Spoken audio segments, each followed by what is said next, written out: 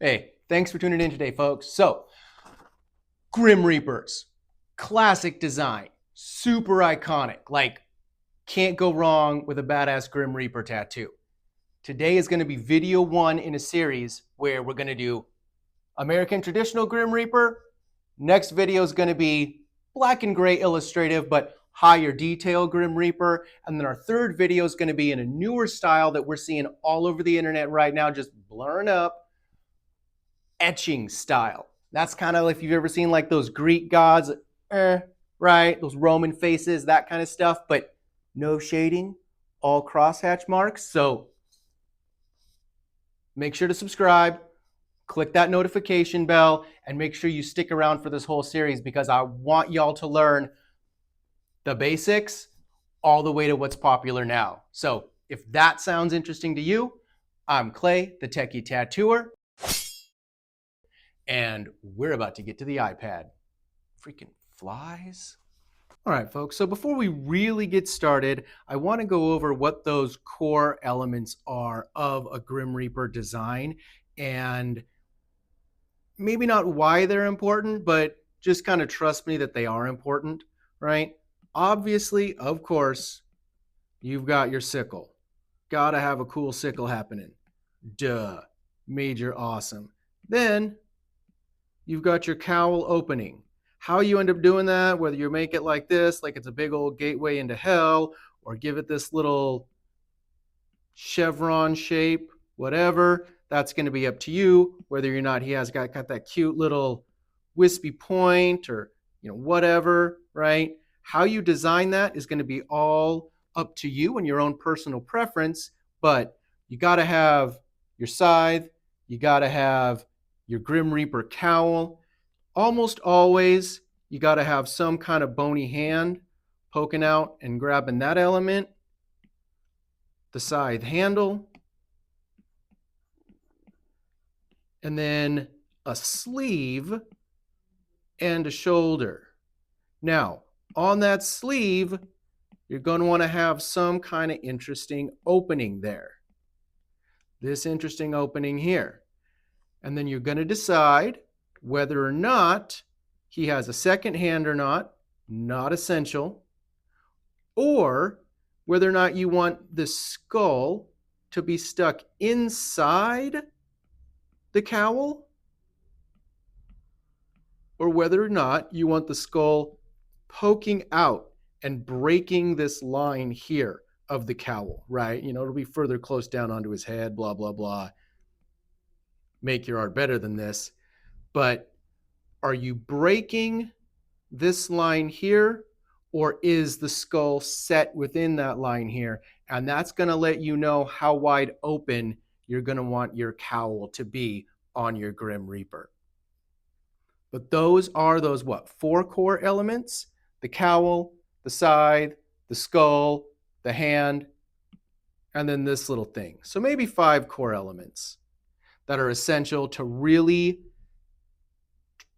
communicate, we'll say, what the image is specific to American traditional. Now, when we get into the other 2 styles, that's not nearly as important, but you're going to see why it's so important in classical, specifically in American traditional, as we do this design.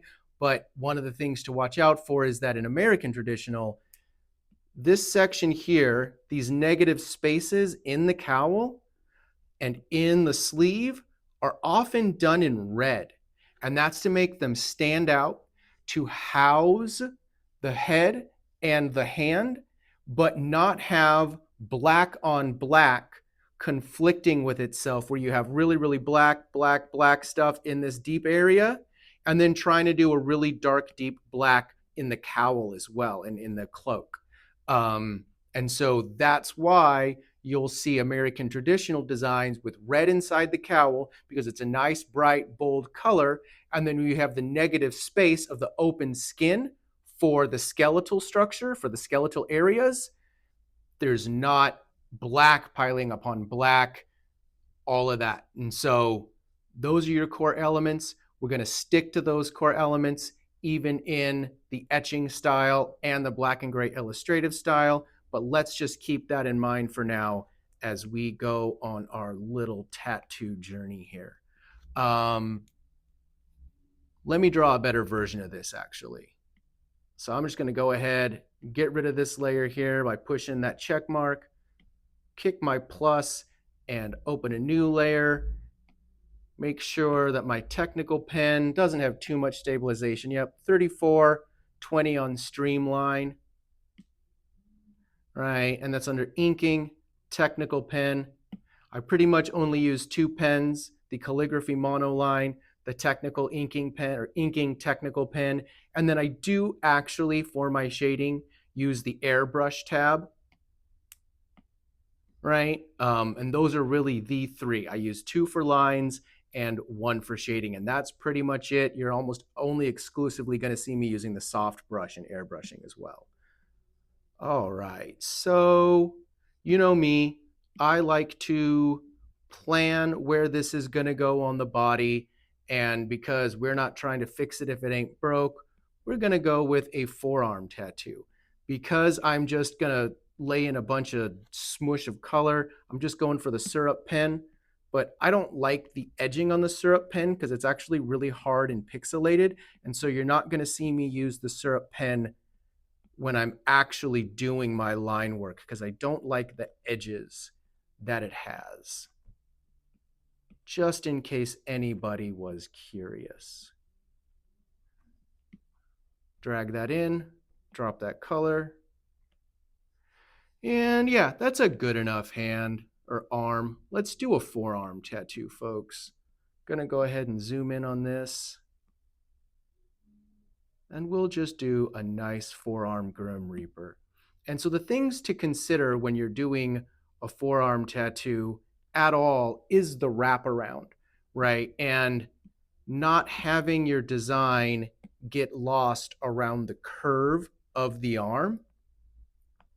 So you wouldn't want to design your sickle, your scythe, to be this big thing like this, right? Because then all you're going to see is this little pie slice of the shape, and all of that spike around, it's going to get in the way of other tattoos. It's just not what we want to see happening. So we want to make sure that we're designing our design to really fit in this localized teardrop area of the forearm. So yeah. Do we want it up like this? And then that's going to create sort of a weird curve like that for the staff. Nope, I'm going to just kind of cut it off right like that. And then because I think they look dynamic and cool, we're going to have a fairly unrealistic curvature like this.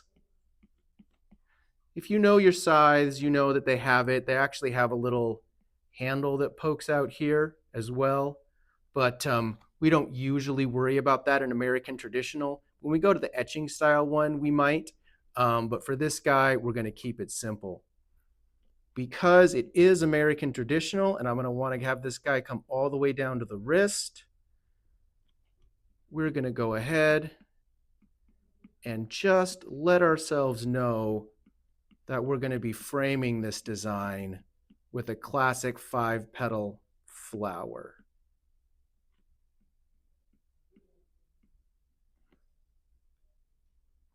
Nope, we don't want to give it bunny ears.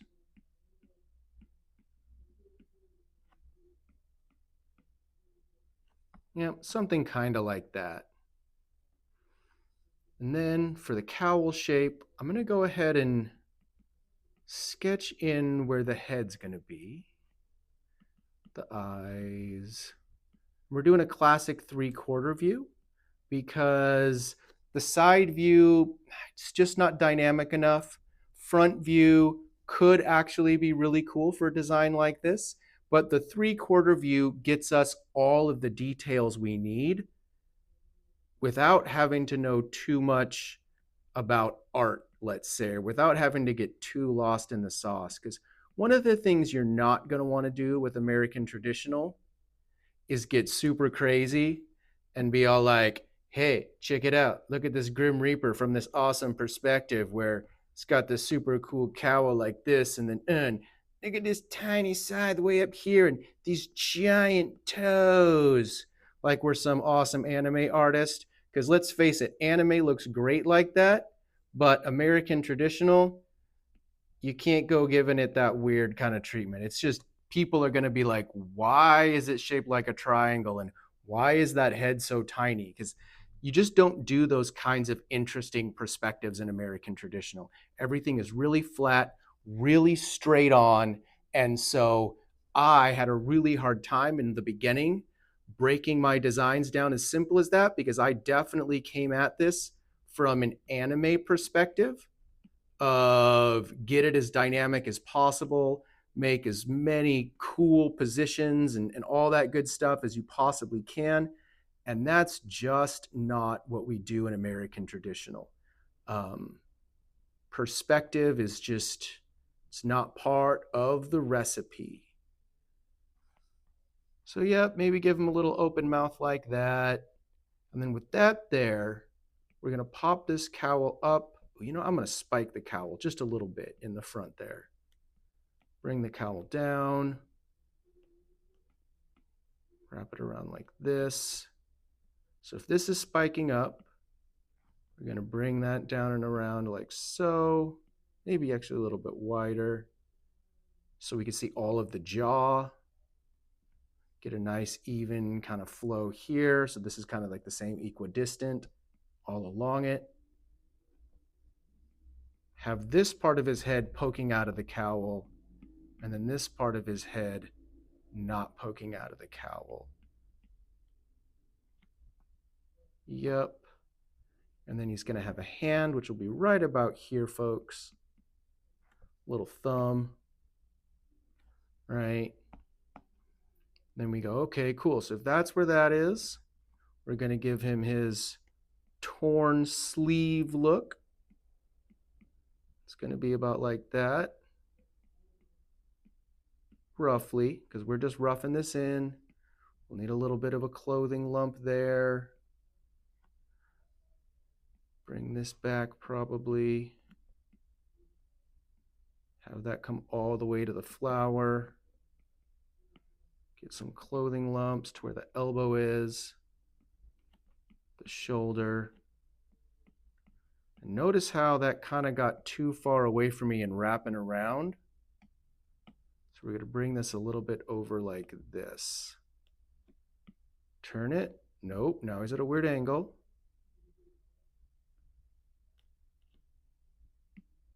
We might have to cut that off just ever so slightly. Yep, and kind of give it one of these.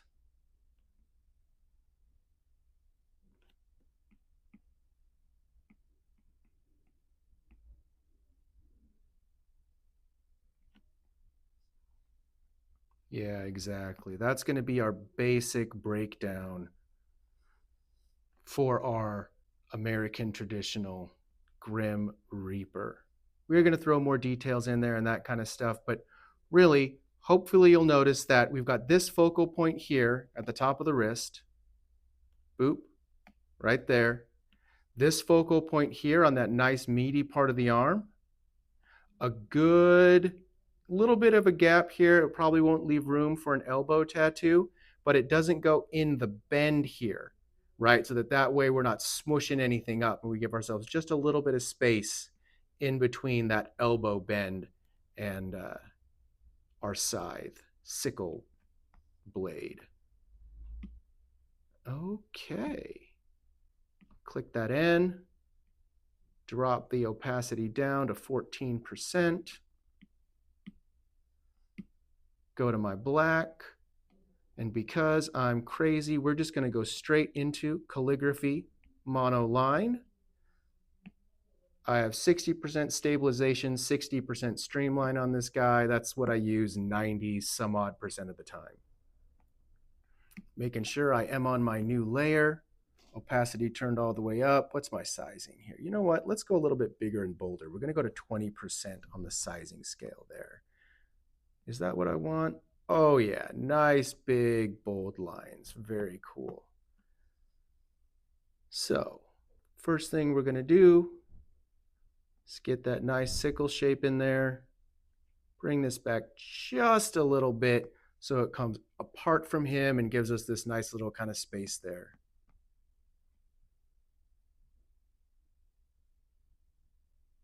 Hold it down, because we all love cheating.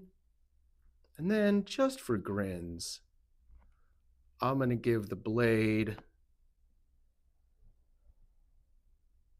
a little bit of a crack in it, because that'll look cute. And we're going to go ahead and get our, you know what? I'm going to add, no, I won't, because I don't want it to go too far around that other side. I don't want to lose that detail. Part of me wanted to add a little bit of one of these on the end, right? You can do that. It makes perfect sense. It all depends on the location that you're tattooing and the location you're choosing your design for.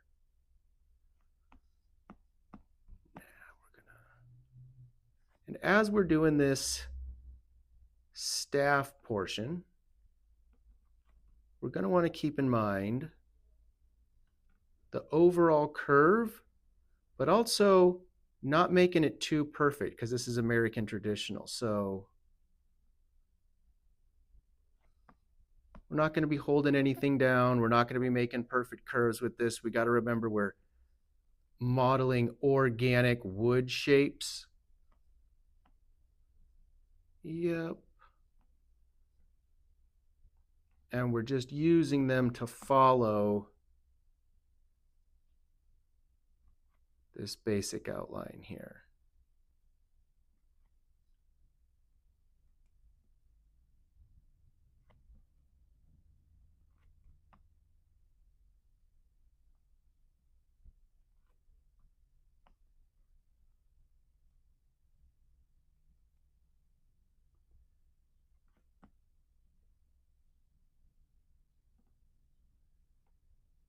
Now, we're not going to see this bottom part of the staff, but really I'm just kind of checking myself to see if it's a little bit too curved or not. And honestly, now that I've got it drawn out, I do think it's too curved. So I'm going to take my freehand tool, grab this whole thing down here, slide and cut it. Cut. Go away. Yep, and we're going to start over again and not go nearly as far down. We're going to keep this line much straighter. Through the hand that we've got.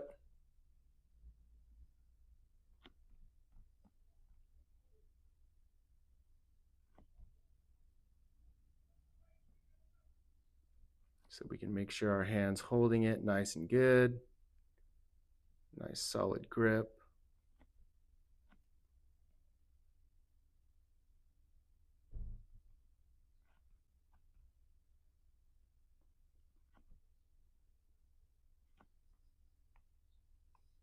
There we are. I like that much better. And again, we know we're going to disappear into this flower shape here.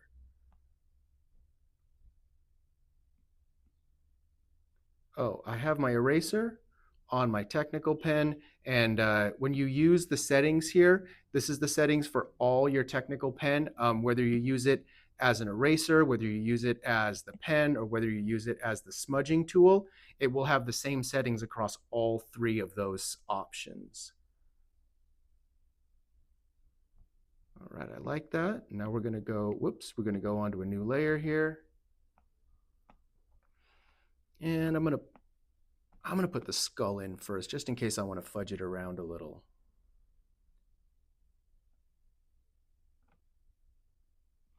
American traditional skulls are super simple, not realistic at all, but at the same time, we want to make sure we have all of the classic pieces in our skull. Right? Keeping in mind that most of this stuff is going to be blacked in. Do we want him to have evil eyes? Or do we want him to have sad eyes?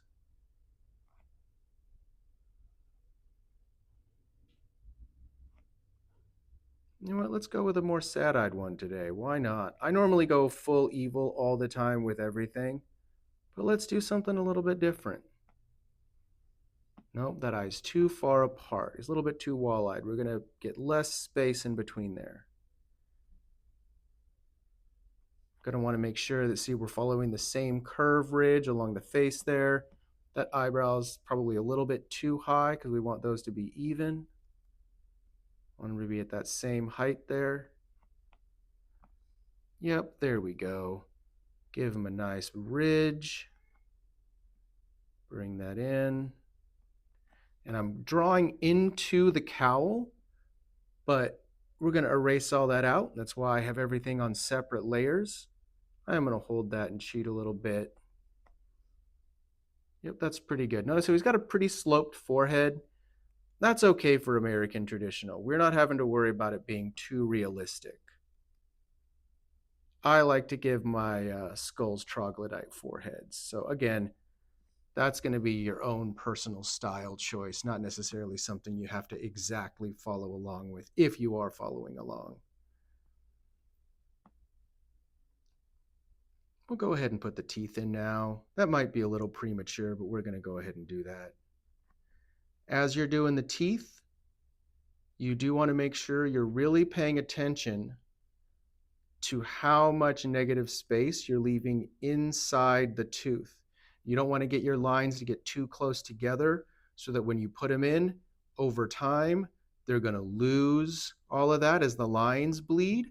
And yeah, you just want to make sure that you've got enough open space in there to really communicate your design well.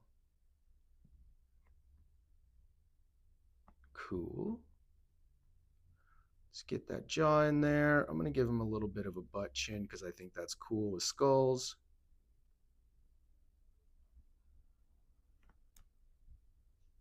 Bring that in basically where it belongs. And this is why it's so important to know your anatomy so that you know kind of what you're doing. You understand basically where that jawline goes, and you're allowed to fudge it and be like, close enough. So that's really important to be able to do in American traditional. Man, that's a real Jay Leno chin, isn't it? Maybe we just keep his mouth shut, because that's going to disappear behind there. We're going to have this like this like that.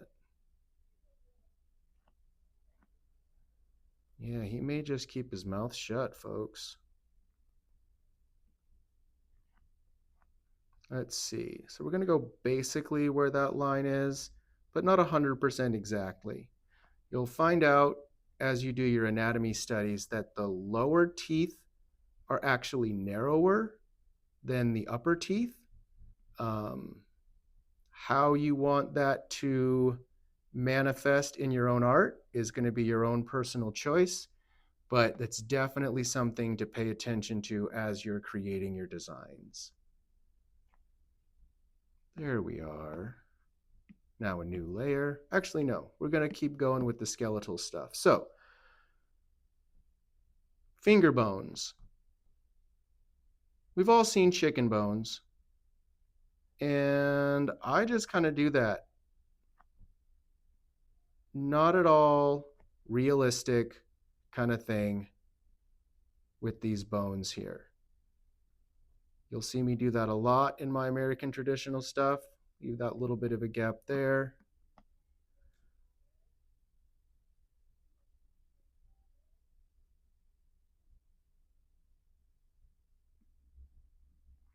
Nope. A little bit further out like that. A little bit of a gap there. That's probably a little bit, we'll see. And then just to add a little bit of dynamicness, we're gonna make this one point in a slightly different direction.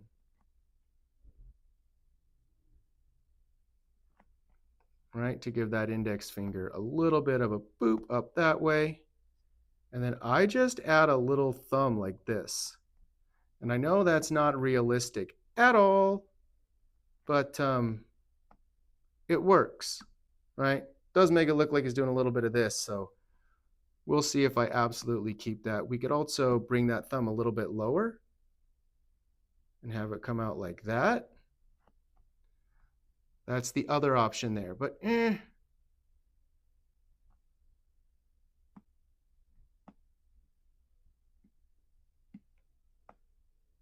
we'll split the difference.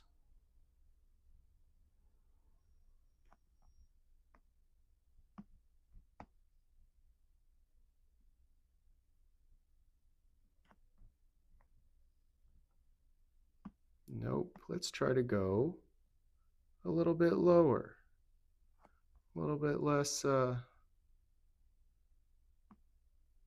think I might like that better.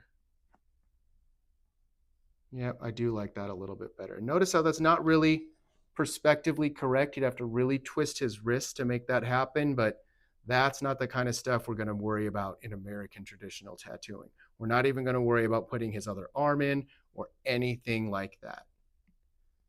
We're allowed to fudge a lot of this. Next, we're going to focus on the cowl. Instead of doing like lower spikes, I'm just going to keep this bubbly smooth. I'm going to do a little spike at the top there. Bring it on back.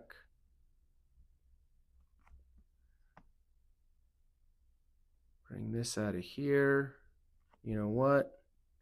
I'm going to give him one of those. Too far down.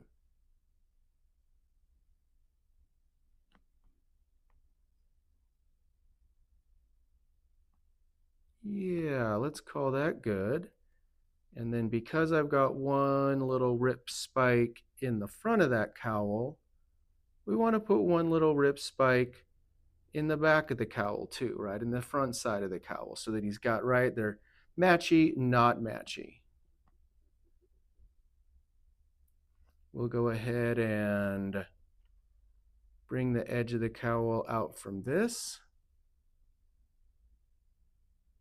Boink. And normally I wouldn't disappear it into this because we've got 3 lines meeting, but because of the angle they're meeting at, I'm going to call it okay.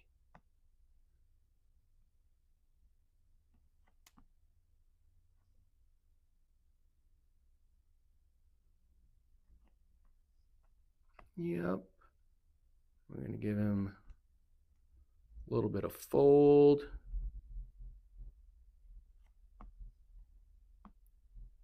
And a little bit of fold here.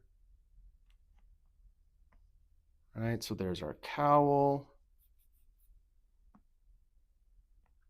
And we're going to go ahead and, because I am on the right layer, yeah.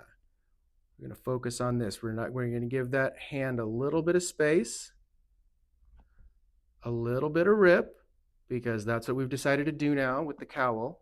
So we want the rest of it to match stylistically. Oh, right, I don't need to worry about drawing over that.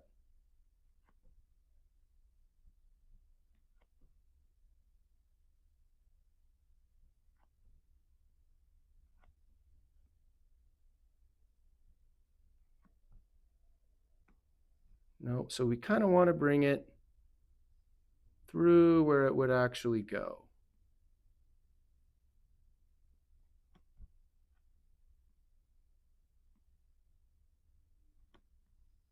There we go, kind of like a cute little flame. Because this one's starting off, you know, kind of from a slide there, we're going to do that same kind of thing with this.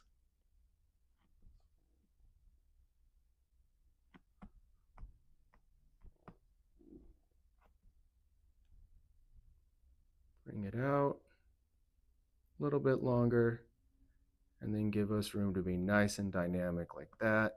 Nope, too dynamic. A little bit less. Yep. And then that curve we're going to follow around. Bring over here. Bring, not all the way. I'm going to give a gap there. Right, because the staff is going to come in front of that.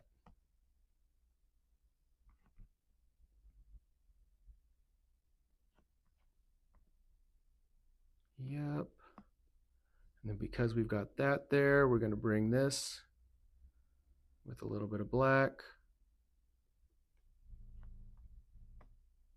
And then, because I think we're going to see that behind or in that flower gap.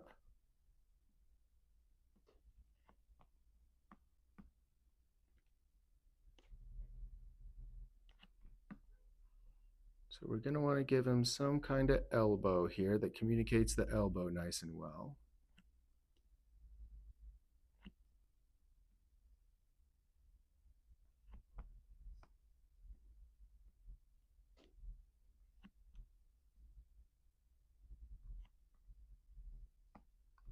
Too big. Shoulder first, then tricep and fold. There we are.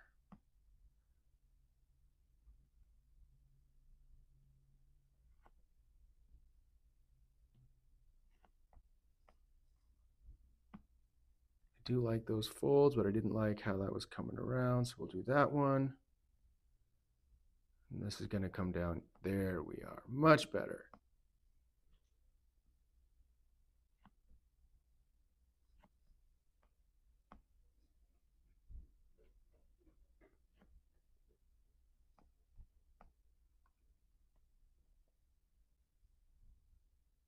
Okay. On to, actually, wait, before I forget, I'm going to give this a little bit of one of these.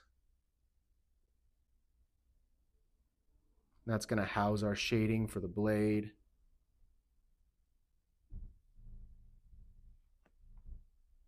Yep.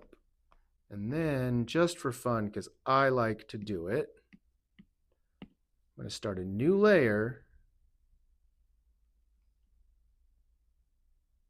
and give this a funny little wrap.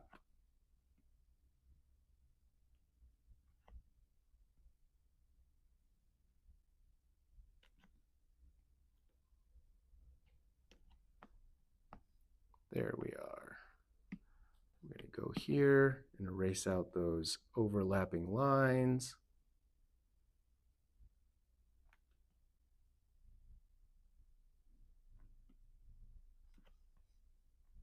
There we go. And notice how the wrap didn't come down into the cowl. We left a little bit of space there. You could, if you wanted to go crazy,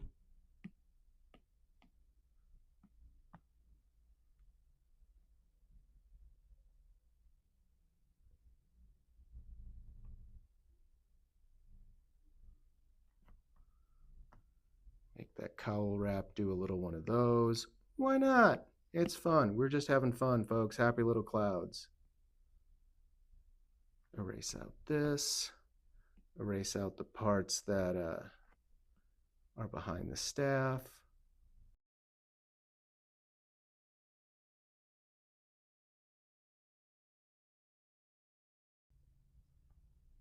And so notice how this is going to be black, but then I've left this little area here where this isn't going to have any shading or blackness in it at all. That's not super realistic. He's going to have another shoulder here, but we don't care about that. That's not what we're going to want to show at all. Go to the skull, erase out where he's overlapping.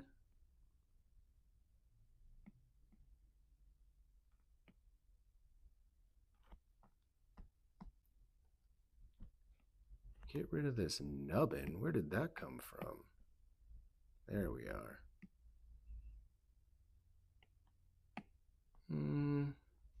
Is that everything I need to erase out? So far, that's everything I need to erase out. I'm going to go back to the cowl, give ourselves another shoulder. Yep, and maybe even one of those. Nah.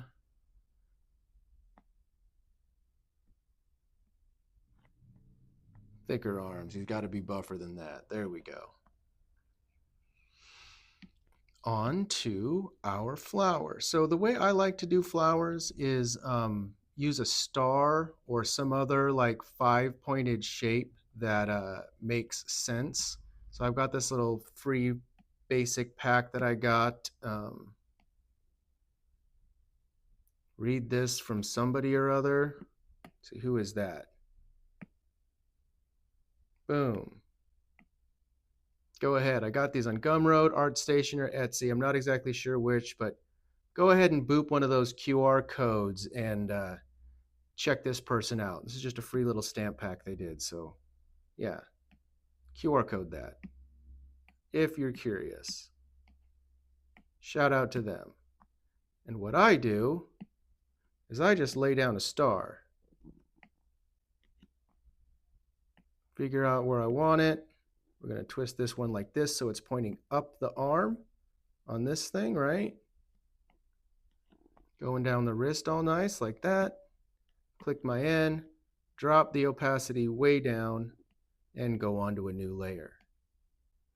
Get back to my monoline, calligraphy pen, monoline.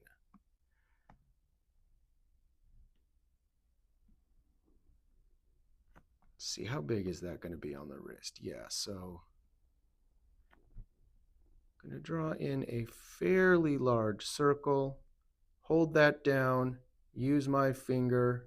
And then I'm not like making sure it's absolutely in the center, but you want to center it as best you can without worrying too much because this is American traditional. Put our dip in the top part of that point and then bring the line through there.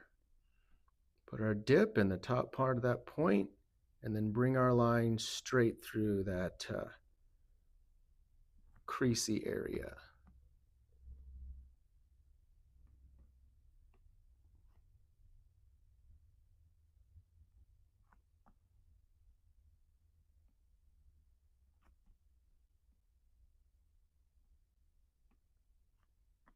Nope, I don't like that one. Come on, hand. Do what I want you to do. I believe in my skills. I swear, positive self-talk while failing in public. That's the key, right, folks?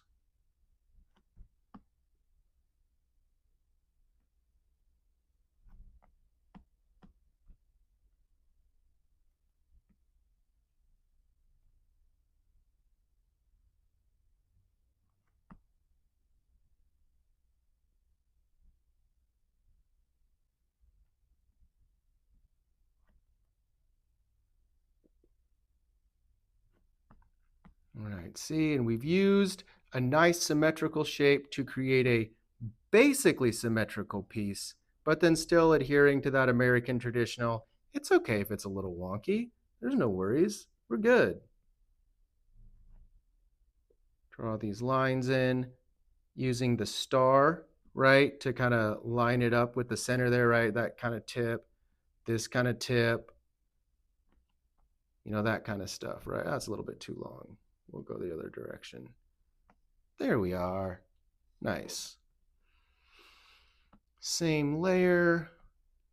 Let's go ahead and, since that's behind that, I'm going to allow that to be behind there and bring this up like that in kind of a slightly different way, just a little bit different. There we are. And then we're going to give this thing room when we make this other little doesn't make sense American traditional spike. And we might as well go a little bit outside there and put another spike there. Now see, I don't like how much of that hides. We're gonna let that dip right in there. Maybe even put something like that that's not actually touching it. Let's play with that idea. Now we're not going to want to go perfectly symmetrical when we bring this other part in, when we bring this other leaf in, but we're going to go roughly the same size. Nope, a little bit too big.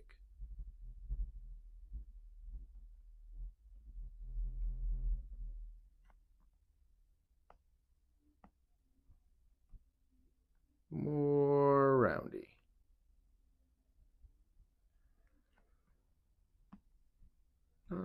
roundy as I want. Boop. And boop.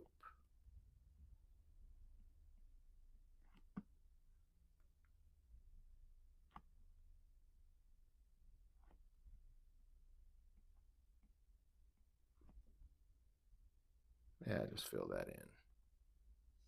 There we go. And notice how I've gone over this piece, right? Because we want to make sure we're doing that to show that it's absolutely over the design. And notice how I didn't want to make bunny ears. I'm going to go ahead and make bunny ears because they're facing in different directions now. It's more organic looking. We don't want them being on that same kind of clock face sort of, yeah. They got to be a little bit funky, right? Like notice how these aren't coming out at the same angle. They're coming out at kind of slightly different angles. And that's what we want when we're doing our American traditional stuff.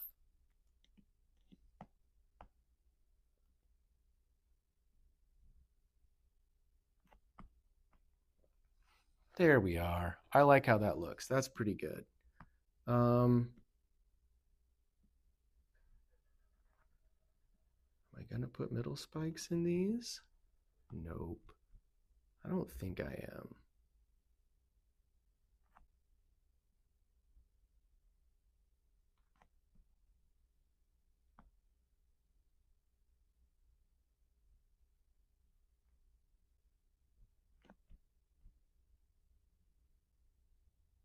Make sure they're the same width. Yeah, we'll see if I like that. We're going to leave that there for now. Let's go ahead and get rid of these and see what we've got. Oh, right. Erasers. So before I make any real choices, we're going to do version control. I'm going to duplicate this, right? Slide it to the left, click duplicate, and then go to this layer and click its check mark to mute it so that this way it's kind of saved off all on its own just in case I regret my life choices that I'm making here. That way I don't have to worry about how many undos it is or anything like that. I can just throw this layer away and get back to my other layer.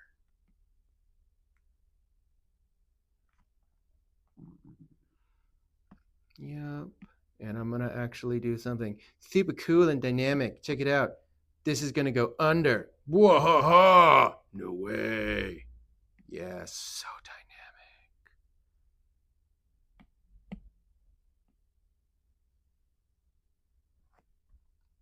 There we are. I think I like that, folks. I think that works out pretty good. So that is our outline for our American Traditional Reaper. I'm just going to go ahead and pinch all of these onto one layer, duplicate that layer again for version control, just in case I don't like what I'm doing. Bring that up just a little bit so it's just nice in the middle of the page, just because I'm neurotic. Drop one layer below, click plus, because I always put my shading layers beneath my beneath my line work layer. It's a personal choice. Do what you want. I have a tendency to do that because sometimes I'll draw on and I like knowing that that layer's underneath the line work just in case I'm drawing outside the line work or into the line work. Click on this. It's now the reference layer. What that means is it's now going to be the layer that says, hey, check it out. These are my sections, even though we're not on it anymore. So we're going to work on our blacks. And before I do that, though, I'm just going to fill his nose in black. And then drop his eyes in red. Continue filling. Thank you, buddy, for giving me that tip. I'm using it when I remember. Now, the next choice is, do we make this black? Or do we make it the red? I'm going to make it black because I think that gives cohesiveness to the skull design itself. You'll actually see, again, in a lot of American traditional, you will see black sunk into the, or you'll see red sunk into the eyes. Very, very classic, but I don't want to make it look like the skull's transparent or missing some back half of it. And so we're going to do black for all of those sections in this specific design. I don't need to be on a new layer. I'm thinking and talking at the same time. Okay, here we are. And now we are going to have to go to my freehand tool and start making freehand choices where, let's see, we're going to start with the scythe.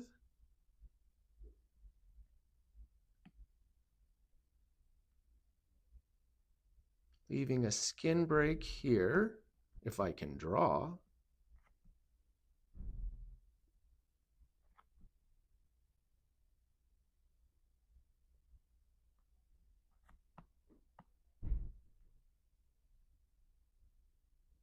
And then coming all the way up to this line, because we're going to sink our black up against that heavy outline. So that means we're going to move to our airbrushing now, soft brush. Whoops, that was wrong. Hold that down to get your selection back. So if you did what I did and messed up, if you just hold this down, it'll grab your most recent selection. Make sure I'm on the right shading layer. What I meant to do was bring this up and down. There we are. Not big enough. Want a smoother blend than that.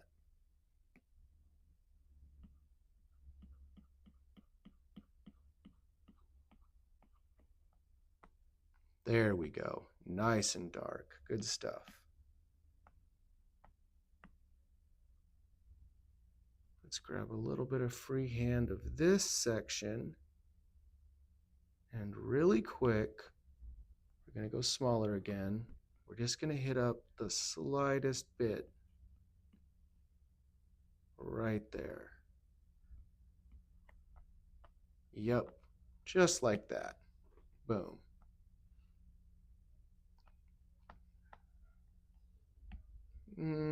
These sections I am going to freehand because I want to make sure that there's those skin breaks on the edges for when I do this. I get this all nice and black and then fade it up. Right, so that's what we're going to want to be seeing here with all of these. Try to get roughly the same size edging for your open skin breaks there.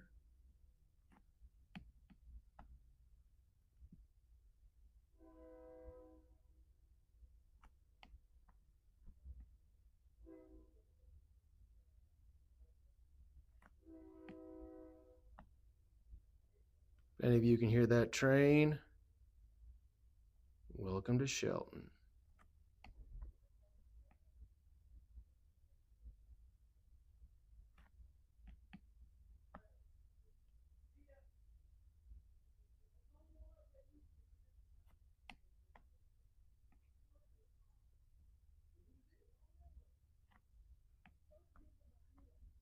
Oh, see, now that's not what I want. So what did I do there? I broke a rule.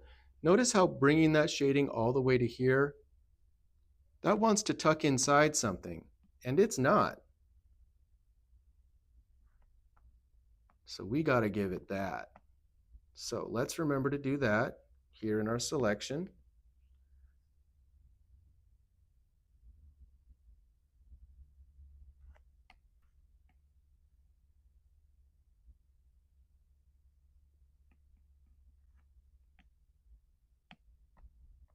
There we are. So much better. Cool beans, cool beans. And now that looks like it's set on top of the staff.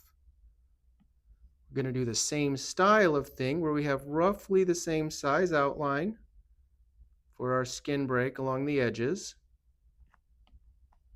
And then because this tucks inside or underneath that area, that's what we're going to do there. We're going to do the same thing coming out of his hand.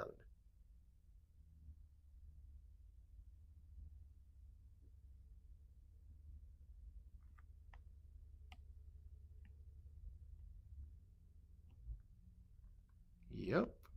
Same thing coming out of his hand or into his hand, the other direction, however you want to think about that. Words aren't important. Technique.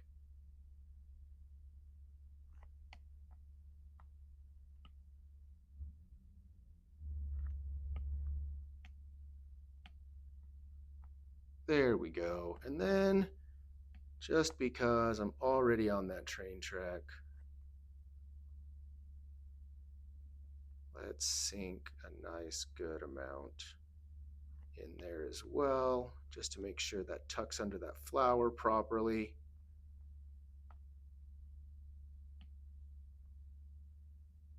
Cool. Which means we're going to be super lazy.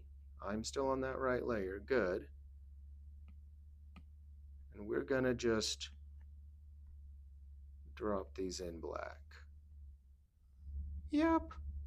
Nice. That's solid. Go ahead and put some black shading into our flowers here. Whoops.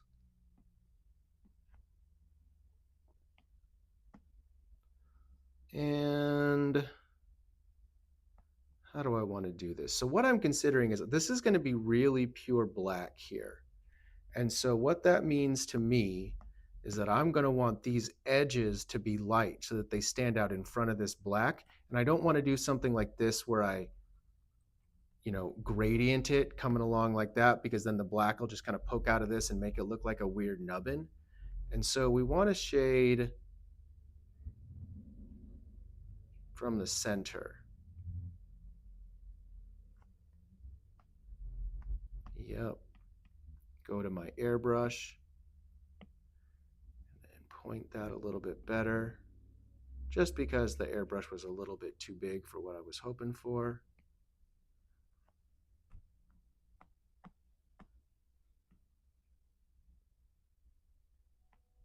There we go. Maybe a little bit off of that. Maybe a little bit off of that. Yeah.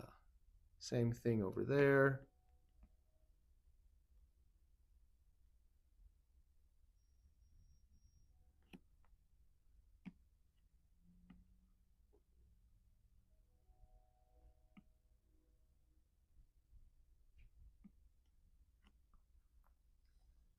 Yep. These we're just going to go ahead and automatically select.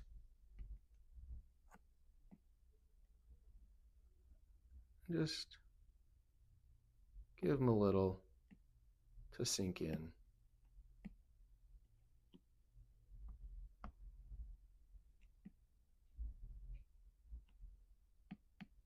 And even though we know this is going underneath, that's okay. We're going to break a rule there and not worry about our over-under rules for, if it tucks under, it's got to be black coming the other direction.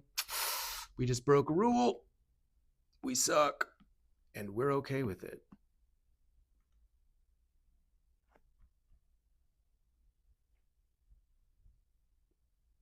Can I hold that and make it a good, better circle? I can't. That doesn't work, does it? Boo. So what I wanted to do is create a ring here, just like I did with these things where you've got that outline, but that's not going to let me do that with the tool the way I want. So I'm going to go ahead and just select this, get my shading in how I wanted it to be, and then because I wanted a skin break there, I'm going to go to my eraser, my inking pen, technical pen, and then I'm just going to erase out the skin break that I wanted.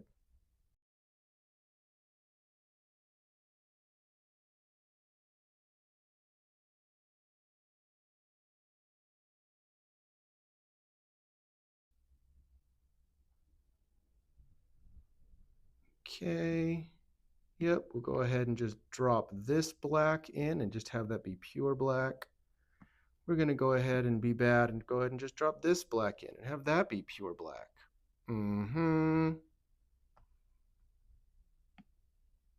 Freehand. Make that little gap like we've been having.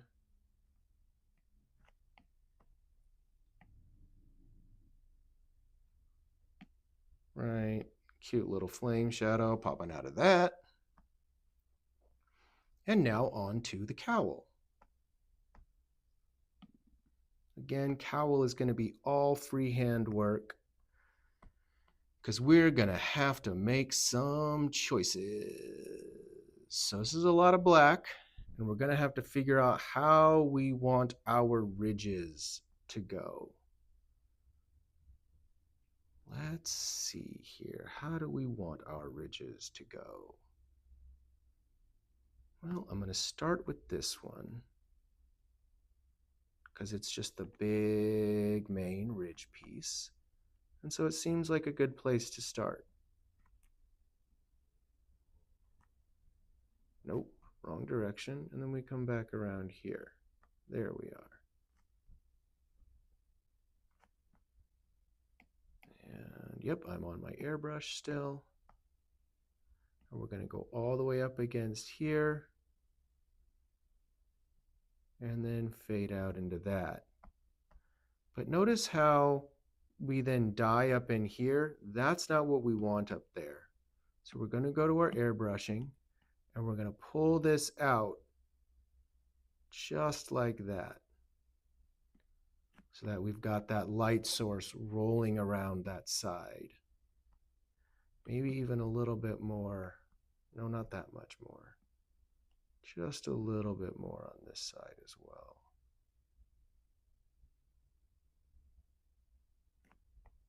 Yep. Now this one, I'm just going to go ahead and use the freehand because what I'm going to do is just hit this edge here. Right? Making it black, but leaving a little tiny skin break right there at the edge. There we go. Gonna make it really black here and really black there. And then this one is gonna have a little skin break there. This is just gonna be pure black. That little thing's gonna be pure black. And then we're gonna freehand. We're gonna grab this to make sure that shading break stays. And then I'm gonna do one of those. Very cool. Now, because I've got this gross line here, right? That's when we would use the smudging tool. And I've got it on a soft, tiny airbrush.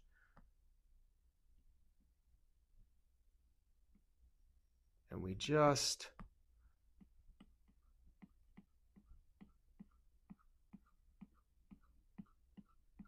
smooth that little bit out there. Yep, you can kind of see that it's still in there, so you could actually make it bigger and really smooth it out if you wanted, but you know, that's going to be up to you on how crazy you want to get with those kind of things. You could also choose that, hey, you know what?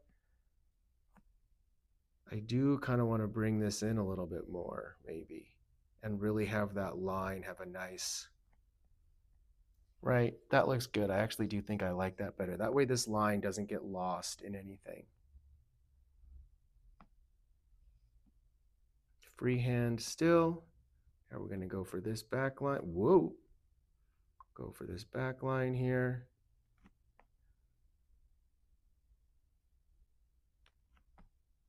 We're going to remember that we're not going to want to go all the way to these edges, but there's also kind of nothing we can do about it with our current tool selection.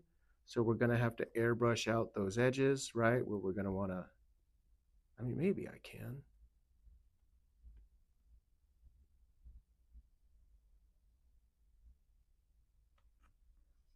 Yeah, it looks pretty good. Same thing with this elbow piece here.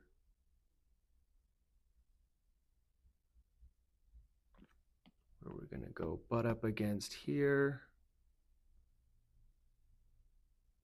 But then not want it to go all the way to the edge. Right, leaving the tiniest bit of gap there.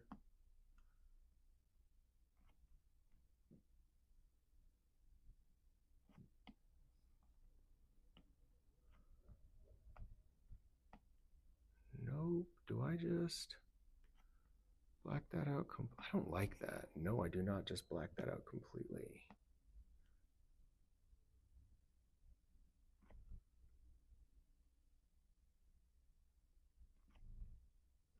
Sorry, I'm spending way too much time caring about this one little line.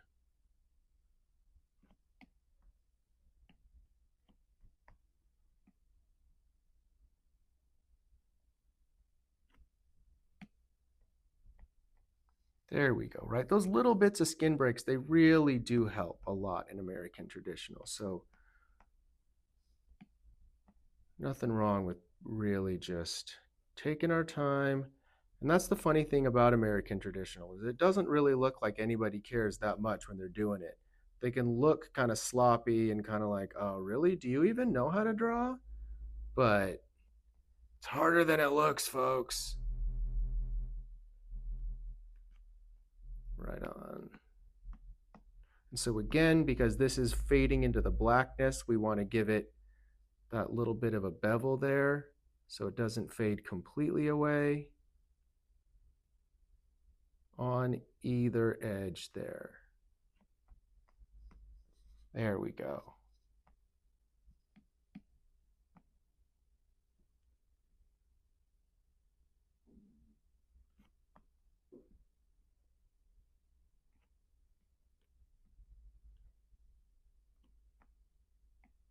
Same thing. We want to get it, but we don't want it to fade too big.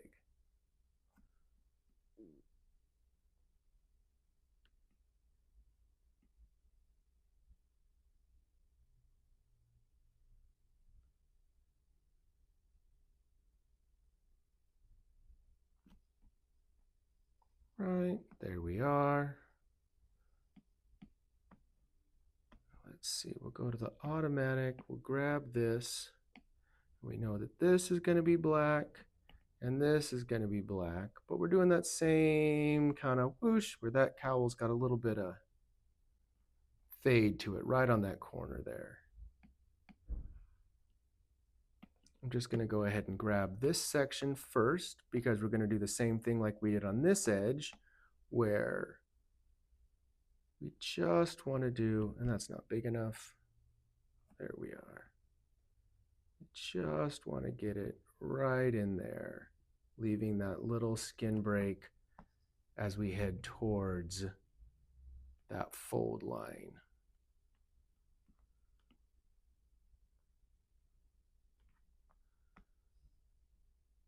How big is that? That's too big. And then on the top here, I'm going to want to leave that same kind of gap.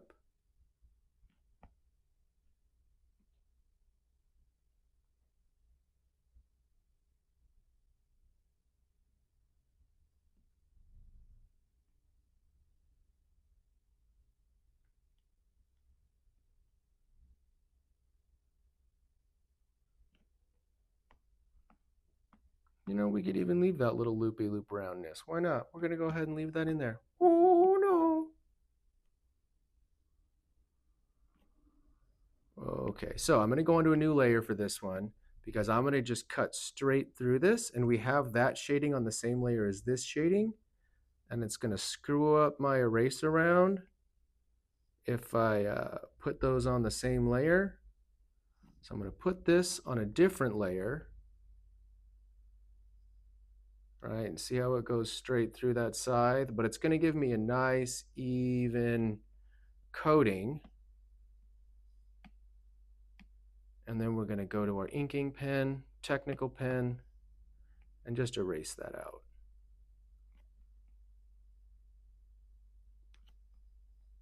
There we are. I think that is our blacks, folks. Think so, think so. Let's go ahead and pop over to color. We might change our mind.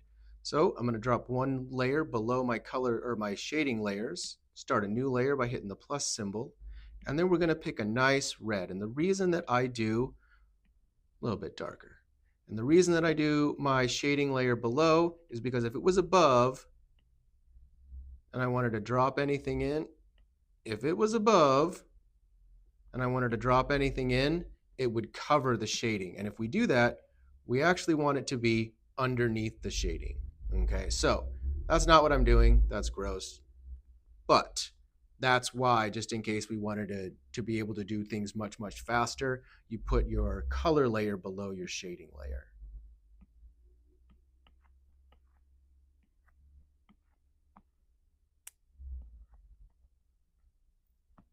And there we are for the reds. Because this is red here, ooh, ooh, ooh, choices, choices, choices.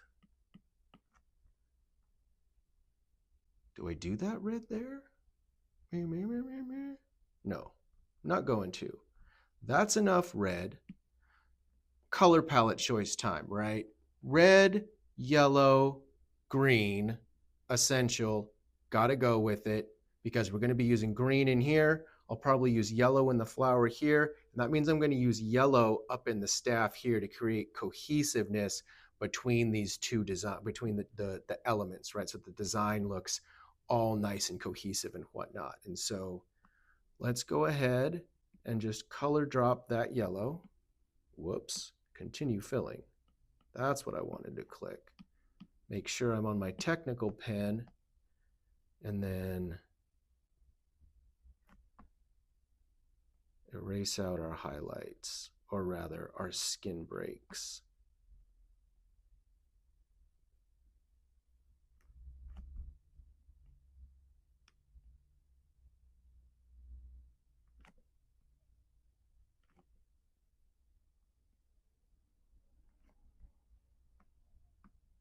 That's too much on that side. So we're going to go erase out there, erase out here, and then a little erase out here.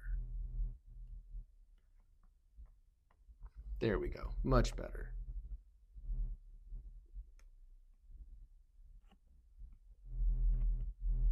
Just going to do the edges of these because I think it looks cool that way. I lied. Right? So just at the edges of that overall shape are the white, are the skin breaks. Something I forgot to do. Bloop. That nubbin's just going to be black. It's American traditional. We don't want to worry too much about that kind of stuff. Excuse me. We don't want to worry too much about that kind of stuff. Okay, okay. More yellow, because we're on the yellow layer, or we were on the yellow layer.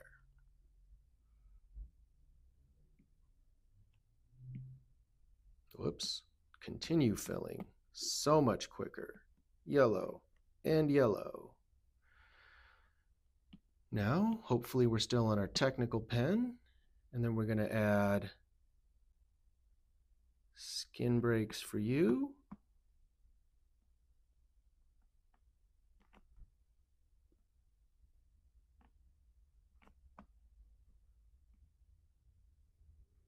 Not only is a classic American traditional thing, if you'll notice how in the center spikes of those leaves, having yellow leading to yellow just doesn't look super great, doesn't give it a good sense of separation, shepherdification.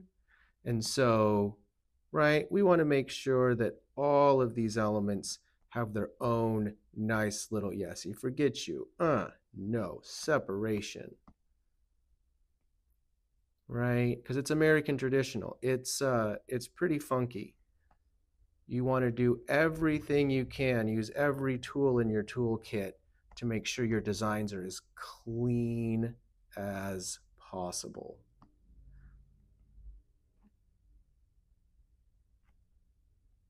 You know, like I said, my buddy, if you've watched the video, you probably haven't, don't worry. He says that it needs to look like a children's cartoon or a children's coloring book. And if it's not as simple as a children's coloring book, it's not American traditional, bro. And that's actually harder to do than you might think, because keeping it simple, stupid, is stupid hard.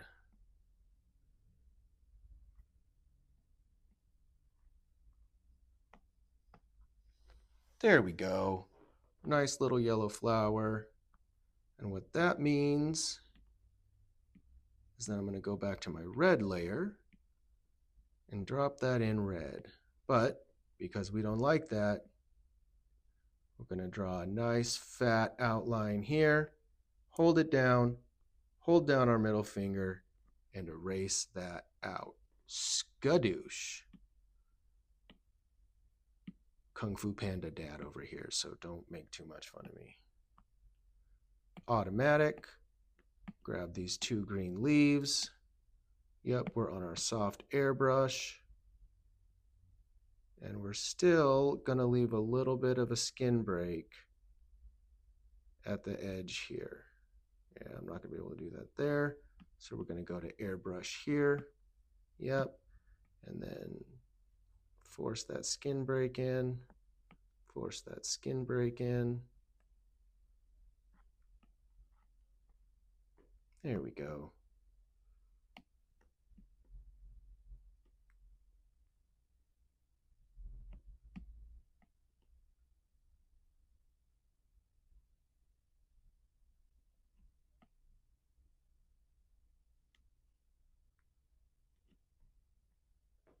Yep.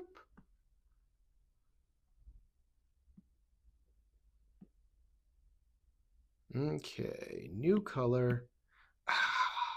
Yeah, I'm going to do browns. I'm going to pick a nice rich brown and then, but that's that brown. No, I'm just going to pick the nice rich brown. That'll be good. And I'm going to go ahead and just color drop it in. Yeah, we're going to color drop it in. And then, because I'm on its own separate layer, we'll just give it bigger. Yep. Yep. Yep. And then that last one doesn't get it because it tips under there and haha, you go away. There's that. Still on my brown layer because I'm doing it right.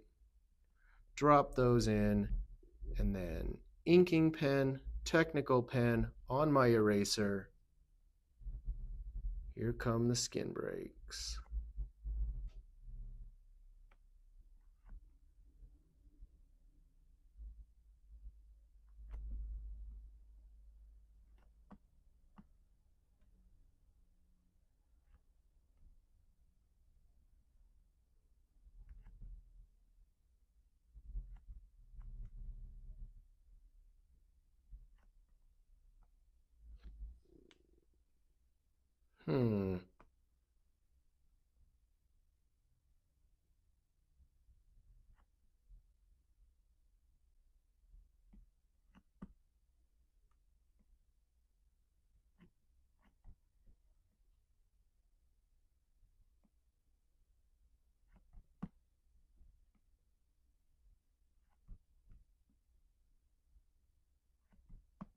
Come on, brain. Work with the hand and create lines that people are going to be proud of. There we go. Nice. So my brain now does wonder, did I miss out on possibly putting some shading in the skull? Right? That's a thing. That could be a possibility. Ew. New shading layer. Go to my black. Grab the freehand tool. And test myself.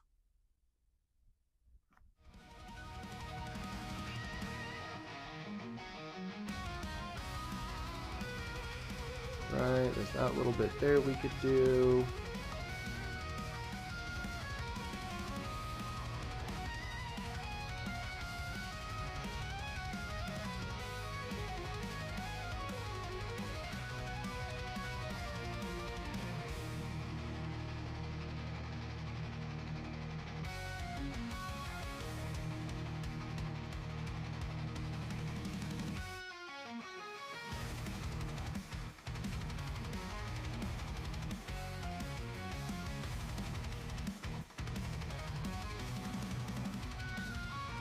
Right. Oh man, that does look pretty good. Okay, yeah, we'll leave that like that. Doesn't really lose the skull, right? Even though it's black on black, it's kind of cool looking. So let's go ahead and do that.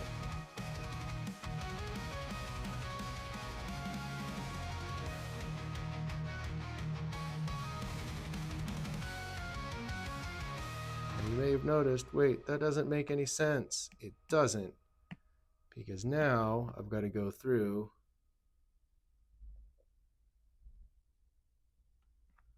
and have the skin break, and that's going to take out a whole ton of that black.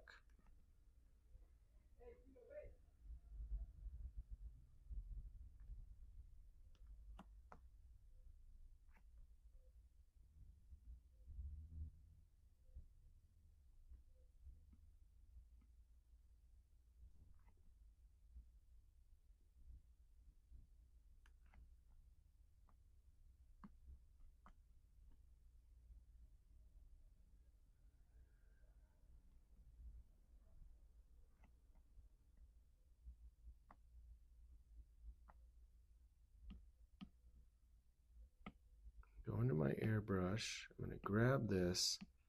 This is just, there we go. Just too dark. Much better indeed.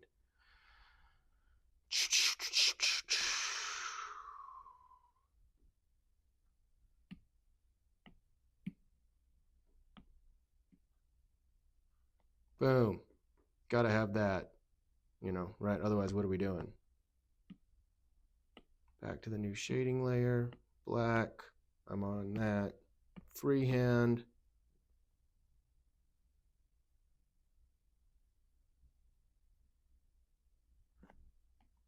Testing.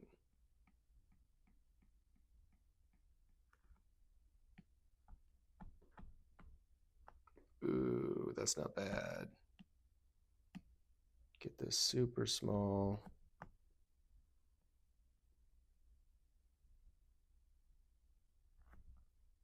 There we go.